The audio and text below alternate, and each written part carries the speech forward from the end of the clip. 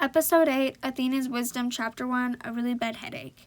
Hi, I'm your host, and welcome to the 8th episode of Helen and Cuppers. I have mentioned Athena before, but I haven't talked about her in detail. That is what this episode is for. Athena is the goddess of warfare, weaving, and wisdom. You might be thinking Ares is the god of war, so Athena can't also, right? If you are thinking that, you would be correct-ish. Ares is the god of war, but there is a difference between war and warfare. Ares is the violent part of war, while Athena is the strategy and planning that war involves. She is very strategic and precise. Her sacred animal is the owl. The owl is thought of as a symbol of wisdom. That is because of Athena, as she is the goddess of wisdom. The story of Athena's birth is very interesting. Zeus liked an Oceanid named Metis. At the time, Zeus wasn't married to Hera, so this is one of the few times when Zeus wasn't cheating.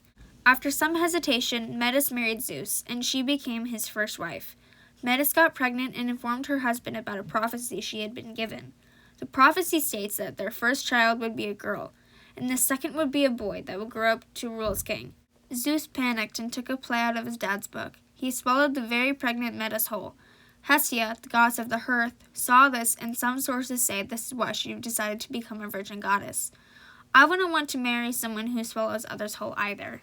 Metis was the goddess of thought. Because of this, she was able to change her physical form into thoughts and travel into Zeus's brain.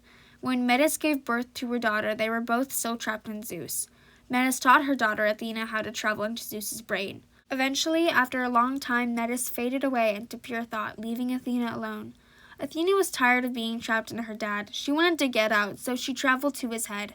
When she arrived at Zeus's head, she started screaming loudly. This gave Zeus a really bad headache. Zeus went to the Olympians, screaming in pain. He pleaded for them to fix it. Then Hephaestus cut open Zeus's head. Athena emerged from the cracked skull of Zeus in full battle armor. She grew to her full size and explained how she was Athena, daughter of Zeus, the goddess of wisdom and warfare. Zeus was happy his headache was gone, and Ares was upset that Athena was the god of war. Athena had to explain to Ares how war and warfare are different before he stopped acting like a baby. And Zeus had to explain how he hadn't cheated before Hera stopped being rude to Athena. Athena was made an Olympian and became a virgin goddess. She claimed that Aphrodite had no control over her because of her lack of love. Chapter 2, Pallas Athena. Pallas is a nymph and daughter of Triton. She and Athena grew up together, so they were really close. Pallas was Athena's best friend, and they sparred often. One time when they were sparring, Zeus was watching them. It should be mentioned that Athena and Pallas are very good at fighting. They both grew up sparring together, so they were used to the intensity of the spars. Zeus wasn't, though, so when he looked down and saw Athena sparring Pallas, he thought Athena was going to lose. Zeus, not wanting his daughter to lose, brought out the Aegis. The Aegis is a shield or cloak with the head of the Gorgon Medusa on it. It can change forms between a shield and a cloak. Athena sometimes borrows the Aegis from Zeus. It causes intense fear for anyone who sees it, so when Pallas saw Medusa's head, she froze. Athena, expecting Pallas to dodge, thrusted a spear into Pallas. Pallas died, and Athena cursed at her father. Zeus was shocked at this reaction from his favorite child. Athena then built a statue of her fallen friend and draped a piece of the Aegis in cloth form over the statue. She also adopted Pallas's name, so if you hear someone say Pallas Athena, they were talking about Athena. This also could be because the Greeks got confused and thought they were the same person.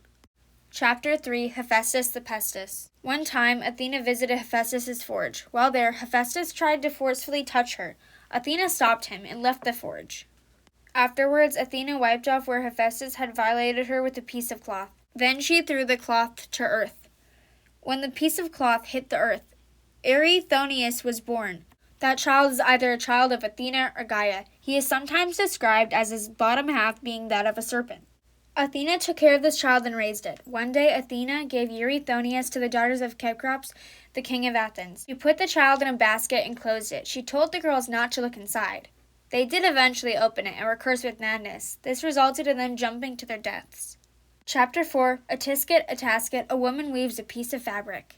Arachne was a mortal woman who was good at weaving. People would come from all over Greece to watch her weave. She wove pictures into fabric easily and was praised for her talents.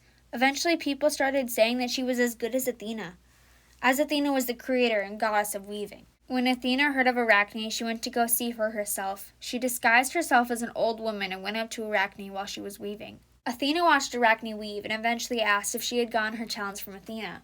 Arachne retorted that Athena had nothing to do with her ability to weave and that she was better than Athena. Then she proceeded to say that if Athena wanted to prove otherwise, she could come and prove it. Athena, annoyed and still disguised, decided that she couldn't take this level of disrespect. Arachne had insulted her and not given her any credit for inventing weaving. Athena revealed herself, and while everyone, including Arachne, stared at her in disbelief, the goddess accepted Arachne's challenge. Athena summoned her own loom and got to weaving. She and Arachne weaved portraits of the gods, but they both had different perspectives. Athena portrayed the gods eating feasts and being given gifts by mortals, very respectful and godly things. Meanwhile, Arachne's tapestry portrays the gods punishing mortals and making others suffer. When they were done, Athena judged the tapestries. Athena, being an expert on weaving, had promised to be a fair and objective judge. Much to Athena's disappointment, she couldn't find anything wrong with Arachne's tapestry and claimed it was a tie. Arachne got upset, claiming that hers was better and had won. Athena, annoyed at Arachne, started beating up the woman. She was mad at Arachne for how she had portrayed the gods and how much disrespect she had shown towards the goddess. When Athena's anger died down, she stopped beating up Arachne. She noticed how the audience of the people around them were laughing at Arachne. These were the same people who had supported her and traveled far to watch Arachne weave. Athena yelled at them, claiming that they had no right to laugh at Arachne. Then, still upset at Arachne, she turned the woman into an immortal spider. Athena claimed that if Arachne loved weaving so much, she could get to do it for all of eternity. Athena is a genius and an amazing goddess. Arachne just shouldn't have insulted her. No one should insult an immortal being. Anyways, I'm your host. This is Helena Kelpers. I'll see you next time.